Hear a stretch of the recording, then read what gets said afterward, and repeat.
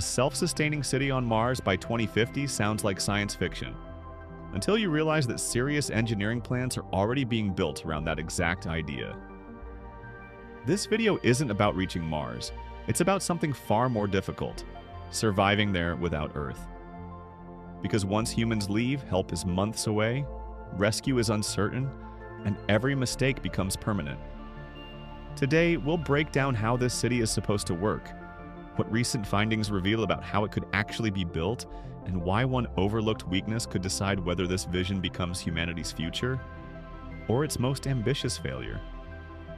The most important phase of a Mars city doesn't involve humans at all. It begins with machines arriving alone on a hostile planet and being expected to succeed without supervision. The logic is unforgiving. Mars is not a place where humans can figure things out later. Communication delays reach up to 22 minutes one way. Emergency resupply is impossible. If systems like power generation, water extraction, or fuel production are not already working before humans arrive, landing safely may not even be an option. That's why every serious Mars city proposal starts the same way: autonomous robotic construction, years in advance. But this is not how robotic missions have ever worked before.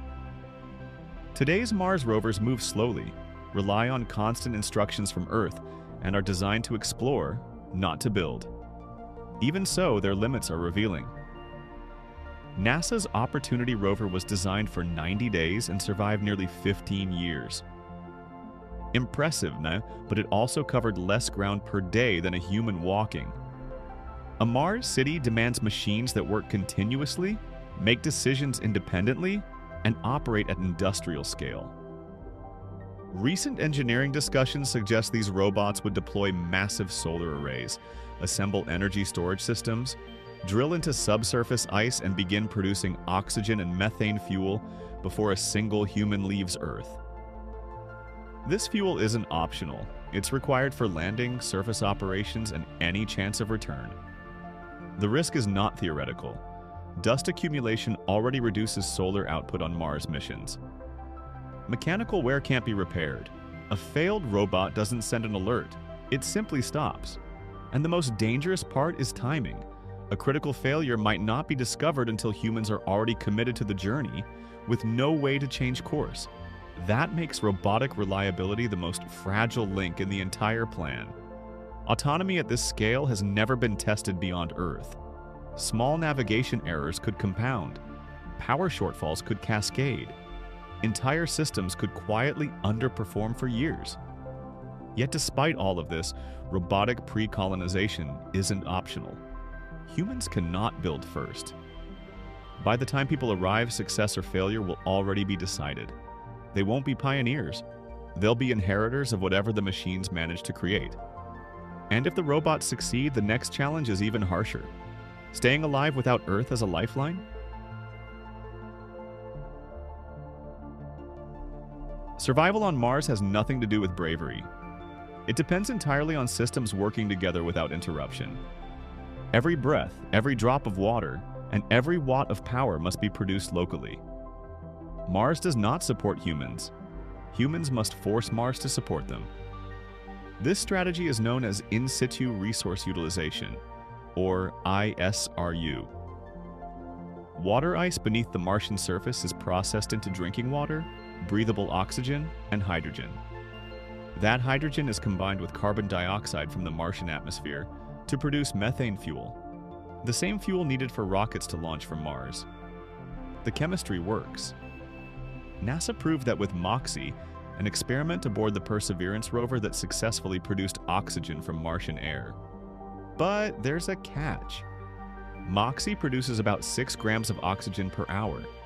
A single human needs roughly 840 grams per day just to breathe. Scaling that gap from grams to tons, continuously without failure, is the real challenge. Every system depends on another. Power failures stop water extraction. No water means no oxygen.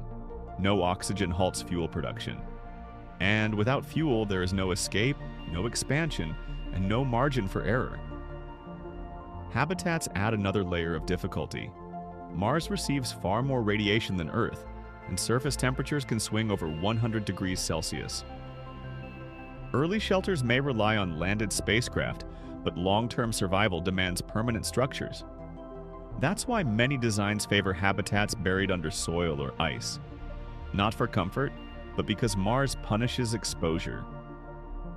Food production remains the weakest link. Martian soil contains toxic perchlorates, making direct farming impossible without extensive processing. Early agriculture must rely on sealed environments, imported growing mediums, and near-total recycling of nutrients. This creates a fragile loop. Energy powers food systems, food sustains humans, and humans maintain the energy systems. Break that loop once and recovery may be impossible. On Earth, inefficiency is tolerated. On Mars, inefficiency is lethal. Redundancy is not a luxury, it is survival. Systems must overlap, compensate, and fail gracefully because Mars does not forgive downtime. If this balance holds, survival becomes possible. But survival alone does not make a city. A Mars outpost can survive. A Mars city must endure. The difference is not technology, and its permanence. The moment a settlement depends on Earth for spare parts, expertise, or constant resupply, it stops being a city and becomes a prolonged experiment. True self-sufficiency requires local manufacturing, maintenance, and a population large enough to specialize. Population size matters more than most people realize. A crew of dozens can operate systems, but it cannot absorb loss. One medical emergency without the right specialist. One accident involving a key engineer. One psychological breakdown in a tightly coupled team. On Earth, help arrives. On Mars, there is no backup. Studies suggest a self-sustaining population would likely require hundreds, possibly thousands of people. Not for efficiency, but for resilience. Skills must overlap. Knowledge must be transferable. Redundancy must exist in people, not just machines. Now imagine the first child born on Mars. No memory of Earth, no blue sky, no open air. That child's future depends entirely on decisions made decades earlier. Power layouts, habitat design, social structure, expansion planning. Mars does not allow cities to evolve slowly. Early mistakes are not corrected, they are inherited. Psychology becomes a survival system. Communication delays mean conversations with Earth feel asynchronous and distant. Isolation is permanent. Natural life is absent. Even daily routines must be designed carefully to prevent long-term mental collapse. What recent analysis makes clear is that Mars settlements cannot afford poor design choices. Then a solid mold for the dome shape goes up around that, and finally, autonomous robots would fill the dome with water ice sourced from the Martian surface. The ice would be translucent enough to allow natural light to shine through, which is going to benefit the natural sleep cycle and mental health of people living inside. This makes the ice dome ideal for a house, but it might lack the versatility required. Which brings us to the final question. So, is a self-sustaining city on Mars by 2050 realistic? The chemistry works, the physics is understood, the engineering paths are clearer than ever. But this plan is extraordinary, not because it reaches Mars, but because it chooses to stay. For the first time, humanity is seriously planning a future where Earth is no longer required for survival. The moment that happens, Earth stops being our home and becomes our origin. Whether this vision succeeds or fails, it marks a turning point in human history. Because a species that can survive without its planet is no longer bound to just one world. Thanks for watching. If you want more deep dives into space discoveries and humanity's future beyond Earth, don't forget to like, share, and subscribe. Your support means the world and keeps our journey